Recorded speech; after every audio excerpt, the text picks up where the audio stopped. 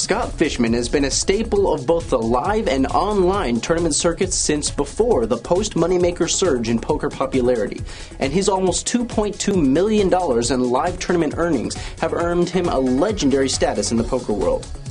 The ex-poker dealer's online persona, Empty Seat 88, is equally well known, and he is given much street cred from the notoriously hard-to-please internet poker crowd. His proven skill and fan-favorite status have earned him sponsorship from Full Tilt Poker. That same appeal has earned him invites to 4 NBC Heads Up championships, all 4 of which he cashed in.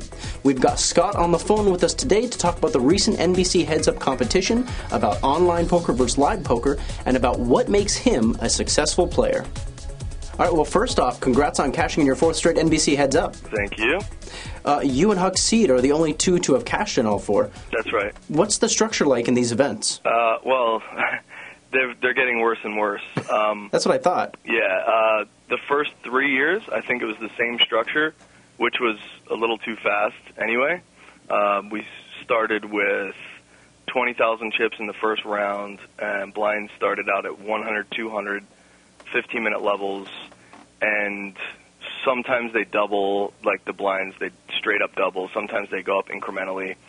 But, I mean, we were all kind of aware that obviously we're not going to have any 5-hour matches. It's on TV, you know, this and that, which is fine. Like, I understood. But in the first few years, you could still have a match that went 2.5 hours, you know. There was a few that were kind of marathons and whatever. They always got pretty fast at the end, but, you know, that's to be expected after an hour and a half of playing heads up, you know, fine. Okay, so it's a crapshoot. But this year, they decided to start the first round, same stacks, same minutes, 15, but they started us off at 153, which may not seem like that big of a jump. However, the way they do these heads-up tournaments at Caesars is that you accumulate your chips. So let's say you win the first round, the second round starts at 40,000, and then the next round will start at 80,000, and then the structure keeps going up, but they don't keep the same ratio. So let's say the first level is 153, and then 2-4, 3-6. You would expect the second round to be, you know, 3-6, 4-8, 6-12 or whatever, but they start skipping levels, so it would go 3-6, 3-6, 4-8, 8-16, you know, so they skip that level in the middle, so then it becomes exponentially worse and worse as you go up 15 minutes at a time, and it just ended up being that this year's rounds were ridiculously bad. Yeah, I was keeping up with the live updates on cardplayer.com, and it was just really amazing me how quickly it seemed that people were busting out, and so now it's making a lot more sense. And do you think that may have something to do with the kind of interesting Sami Farha versus Doyle Brunson match, where they just basically kept pushing all in pre-flop every time? Well, I mean, like, was it kind of a statement? I don't know that they had that in mind. I think maybe those two have a lot of history. I didn't really see the match, but I know in my matches, you know, my general strategy when playing heads up is to use the first couple rounds as maybe the first 2 levels as only 15 minutes each to get a feeling out, to, you know, maybe invest. I like to do information calls, so I'll call on the river with no hand just to see my opponent's hand, if it was an important hand. You know, if he makes a small enough bet, I'll pay it off just to see, and maybe I'll give away 5 to 10% of my stack just to gain some really valuable information. However, this year, I mean, you cannot do that. Risking 10% of your stack at any point is just so huge. So a lot of the matches just came down to, you know, you can never fold top pair. I would be willing to guess that not many people were folding top pair ever. Yeah. I know there was a big hand with Grinder and Huck Seed in their match, where it was like top pair bottom kicker versus top pair middle kicker, and like I was talking to Grinder, and he was like, you know, what do you think about that hand? Should I have called there? And I was like, well, you know, you knew you were beat. You kind of felt like you were beat, but dude, the way this tournament rolls, he had like 7-8 on a 7-4-6 deuce board or something like that. And I go, well, you just can't get off. You just can't fold that hand. Yeah. And so it took a lot of the skill out of it. But then again, it's on TV, NBC. I can understand from their perspective that they don't want 3-hour matches. I mean, I'm not gonna. That's something that I would normally complain about, but I don't in these type of tournaments, because this is one of the tournaments actually where we're getting some good bonus money for being on TV, and it's not like all these other TV tournaments where we're putting up the money. The prize pool is completely, everything is just us, and we're taking it up the rear with the structure. You know what I mean? Right. So there's some side benefits for us to be playing these, and I can't really complain about it too much. Okay. Well, what was the key to winning your first matches this time around then? If you couldn't do the information calls. Right. No, I mean, my first match against Todd, I wish it was on TV. I wish there had been hole cards, because the guy never made a pair, I think. I don't think I lost. I think the biggest pot I lost to him the entire match, I lost like 2 big blinds. So he would limp, I would check. I have 1 big blind in the pot. Then I would check call one blind, a minimum bet, and then I would either win the pot after that, or I would check fold if I had, he won 4 hands or something. It was pretty sick. I think he just never had a hand, and so there wasn't really much skill involved with beating him in that match. And then my second match against Jamie Gold, wow. I thought 100% that I was going to lose. I'm shocked that I beat him. We came out early. We started and now we're starting at 3 and 600 with 40,000, and starting at 3 and 600, those pots can get real big real fast. Mm-hmm. And I was basically, I felt like Todd Brunson. I wasn't making anything. Jamie was running over me, and he had me down to 15,000. So he had a really big lead on me, and he had like 65. I had 15 or something like that, and I started talking to him. That's one of the biggest assets when playing against Jamie, is that he tells you what his hand is pretty often. And he wasn't saying anything for the first 25 minutes. So I was like, hey, how come you're not showing me any cards? How come you're not talking? And he was like, well, I respect your game too much, and whatever. So then I was like, well, that sucks, And but I figured if I just kept on him, he would eventually open up a little. And that's what I did. I just decided to keep chatting him up, and eventually, I made a couple hands. He played a couple bad. I played a couple good. Got the match back to even, and then before you know it, I just had the upper hand, and it went my way, thankfully. Okay. Yeah. Well, which is more challenging in your opinion, playing at a full table or playing heads up? As far as difficulty, I think they're just both quite difficult overall as far as poker, but there's just different skill sets that you're used. There's different mindsets. Playing in a full ring game is just more math, more patterns. Lots more to think about, different things to evaluate. Playing heads up, your cards, your actual cards and actual strength of hands is maybe the 3rd or 4th thing on the list of most important things to evaluate. So I think it's more of a mind game. It's more of a, chess type of a aspect. Ring games is more about your hand and how good your hand is. Well, when I talk to a lot of pros about this, they pretty much unequivocally say that heads up is a lot more skill-based, and ring games is pretty much playing your standard game, a full ring, I should say. Mm-hmm. So do you disagree with that to a certain extent, then? No, I mean, it's just a different skill. It's not that there's more skill. It's just a different skill. And, in fact, I mean, I'm more my skill comes in more from the psychology of poker. I think, he thinks, I think, less of how to play your cards, less of looking at your 2-hole cards and then reacting. And that's what real full game poker is. It's looking at your cards and reacting to the factors, whereas heads up is reacting to the factors, reacting to your opponent, reacting to mindsets, then looking at your cards. Okay.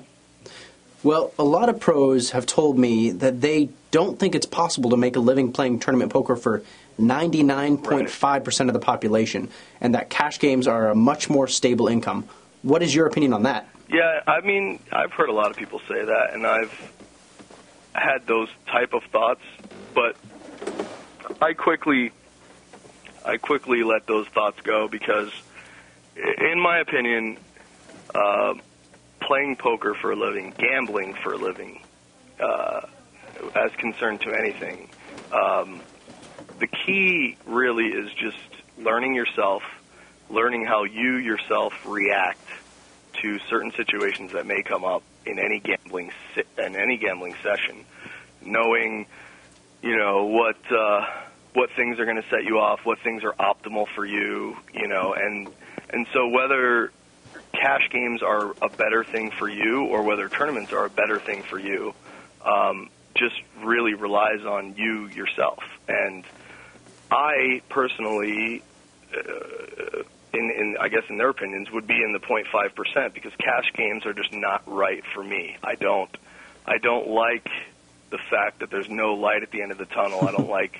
I need some structure in my game. I need it to be more of a game, of a beginning, middle, end. There's some thing I'm playing for, you know what I mean? Whereas cash games, it's just like showing up to work, 9 to 5, waking up, making all the right decisions all the time, basing all of everything on, math and what's best and what's the best thing to do right now in this pot. And it's just not right for me. And I think that if people were to use my mindset more, they could be successful in multi-table tournaments.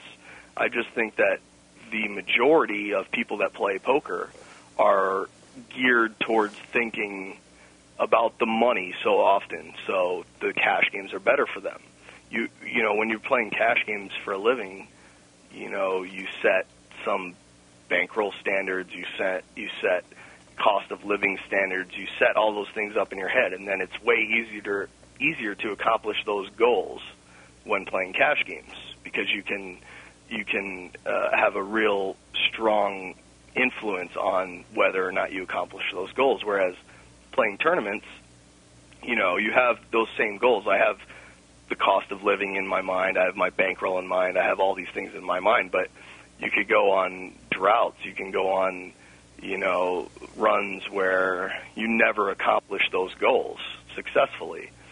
But, and that peace with knowing that I will be able to accomplish those goals as long as I continue to play, So it's just a personal preference thing, in my opinion. I think that if you are in the right frame of mind, you can be successful and make money continuously and with stable income in multi-table tournaments. Yeah. And I kind of suspected in the back of my mind, which is why I asked you the question, that maybe a lot of these people that don't think it's a viable source of income to play purely tournament poker, maybe it's because they're ultimately losing players and they just have that predisposition. They're just approaching it wrong.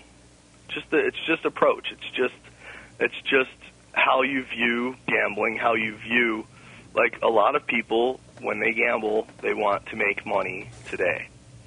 They want to increase their bankroll continuously.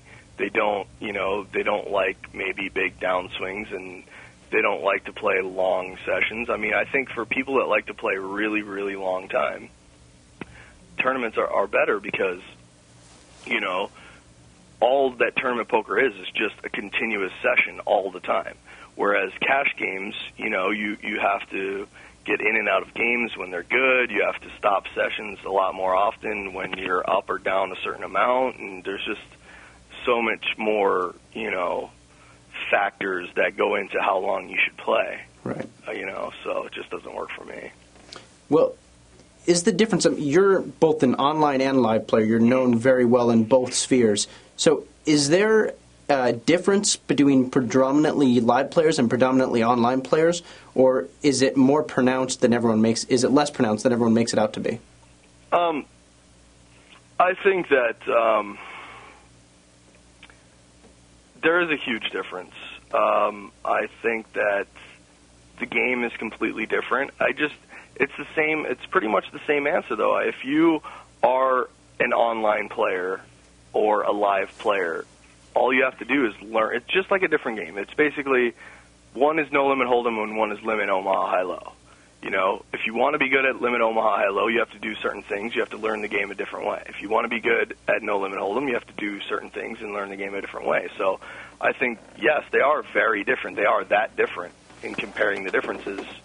But anybody can be good at both. It just takes a really long time to evaluate the differences between the two, you know? Well, and like I said, you're really a really big part of both worlds. So do you have vastly different playing styles Definitely. In both venues? How do they differ? And it's not even vastly different playing styles, so to speak.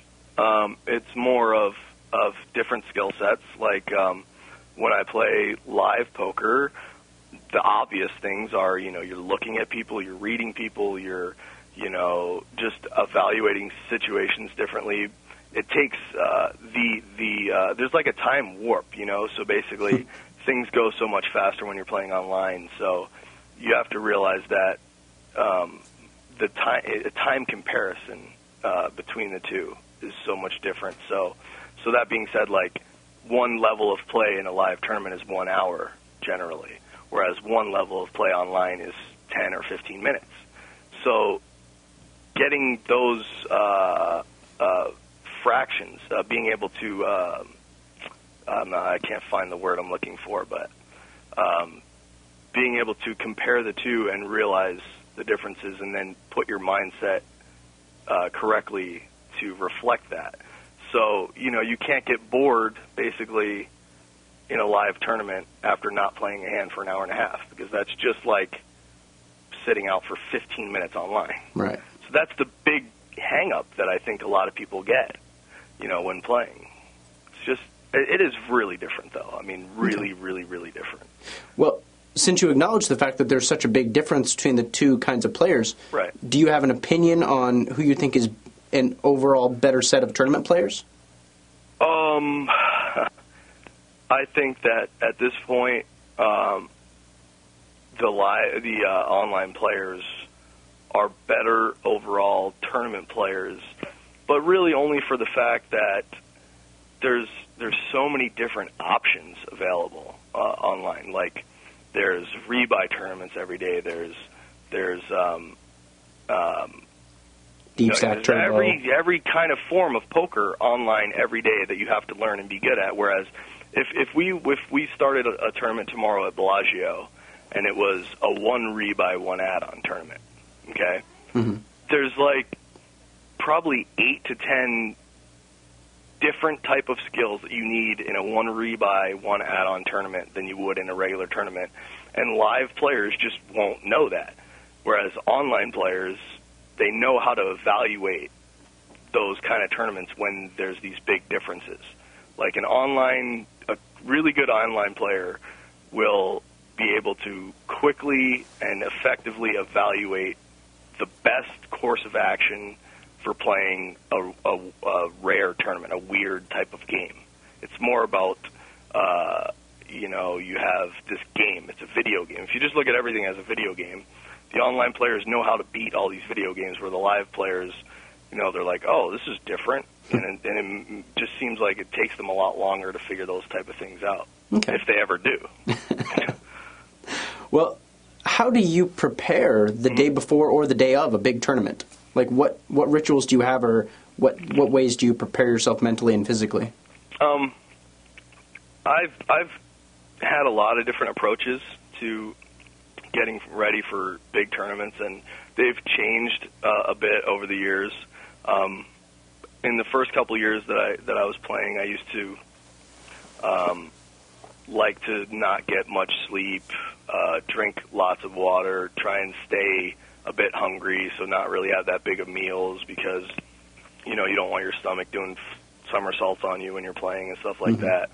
And I always thought it was just really important to be hyper-focused and that type of mindset when I'm going to a big tournament, whereas nowadays I need a full night's rest. Well, whether it's I'm getting older or whatever, I need a full night's rest. I need a nice big breakfast. I like to be a little bit more sociable.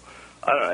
It's just different. And being prepared for a tournament, it just all relates back to knowing yourself, knowing how you're going to react, knowing what's going to be best for you. It's pretty much the common theme of all my poker advice.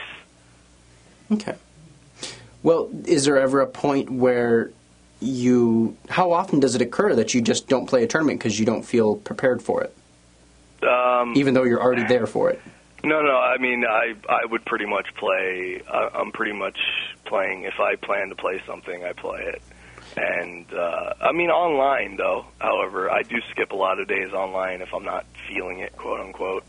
But live tournaments, another thing that I do to prepare that I'm just now thinking of, like if there's a tournament in, Sheboygan and it's the main event, it's 5 preliminary tournaments and then a main event, I'll make sure that I get there to play the preliminary events, to get settled in a hotel, to get used to the time differences, to get used to the staff of the tournament, to get used to the structures of the tournament, to get used to how cold or hot it's going to be in the room, to get used to all these little nuances of playing in a new place. So that's probably one of the biggest things that I do to prepare actually for these tournaments. I make sure I get there in advance and feel it out. If you just show up for the main event and then you get there and then they have the F word penalty, and right away, boom, you say the F word, which you have no idea that they have, because there's some crazy rules at all these places. You know what I mean? Absolutely. Yeah. Well, what's the worst moment of your poker career, and how did you deal with it? Oh man, the worst moment. I mean, it would have to be when I was at the final table of the 25K WPT at Bellagio this past year, and we were 8 players left, and I lost aces to Walrus's queens when he went runner flush with his queen, and first was like $4 million, and eighth was $250,000, and I was just in shock. I mean, I still really haven't dealt with it. I still think all the time, because I'm in the process of buying another house now, and I was just thinking, man, if I wouldn't lost those aces, you know what I mean? You just constantly, that's the one thing that comes up in my head pretty often. And you're basically visualizing $4 million slipping through your fingers. Yeah, which I normally don't think like that. When I'm playing tournaments, I normally don't think about the money that way, but this was such a huge amount of money. It'd be hard to get over. $250,000 is a lot of money, but I've had that kind of score numerous times, and it doesn't, when I make $250,000 in a day, it doesn't change what I do that night. I don't go party, I don't go celebrate. You know, that's another thing, being a successful tournament player. When you win money, you cannot celebrate, because that is paying you for all those hours that you spent losing money. And now my hourly rate is determined by this one score that I make once a month. And if I go celebrate after I win, then I'm just throwing money away. You know, so winning $250,000, I didn't party, didn't celebrate at all, wasn't even really that happy. Winning $1 million or $4 million would have been a different story. You know. Well, last question I have for you is, can you give us some advice on the single best thing that someone can do to become a better poker player, in your opinion? Yeah, I mean, I think one of my biggest tips would be to control your environment, because that's, especially being online, this is more geared toward online players. One of your biggest assets as an online player is that you have the capability to control everything around you. You have the capability of controlling how many screens you have, how loud your sounds are, what color the backgrounds are, and all these things that you can control. You know, you should take advantage of all those things. You can turn your phone off, or whatever you need to do to make you a better poker player. You should definitely take advantage of all those things. And I mean, this goes for game selection, just controlling everything about be a control freak. You know, if somebody sits down on your left and you don't like them, get up and change games. You know, you can. Whereas if you're playing live poker, you can't really control all those things. You know, it's if you're in a live game and somebody sits on your left, and you can't just get up and get in a new game. There's only one or two games in the whole casino that are of that type. You know, so my number one piece for online players is just, and don't settle. Don't just, you know, if it's something that you can do, then do it. Well, tell that to all the guys that have girlfriends that won't leave them alone while they're playing online poker. Exactly. Or they're chatting on Instant Messenger and watching TV and whatever. I mean, just if you come over to my house to play online, first of all, I'm going to be a dick because you know, I'm going to tell you, turn your phone off, turn the lights off, turn the TV off. You know, all these. There's a lot of rules that you have to live by if you come to play online at my house, and I'm not going to settle. And I don't care if people think that I'm a dick or whatever. Whatever, that's fine. Go play at your house then. You can control everything you want over there. All right, well, that's perfect. I really appreciate you doing this interview with us. Yeah, no problem. And thank you guys for watching the Online Zone on Card Player TV.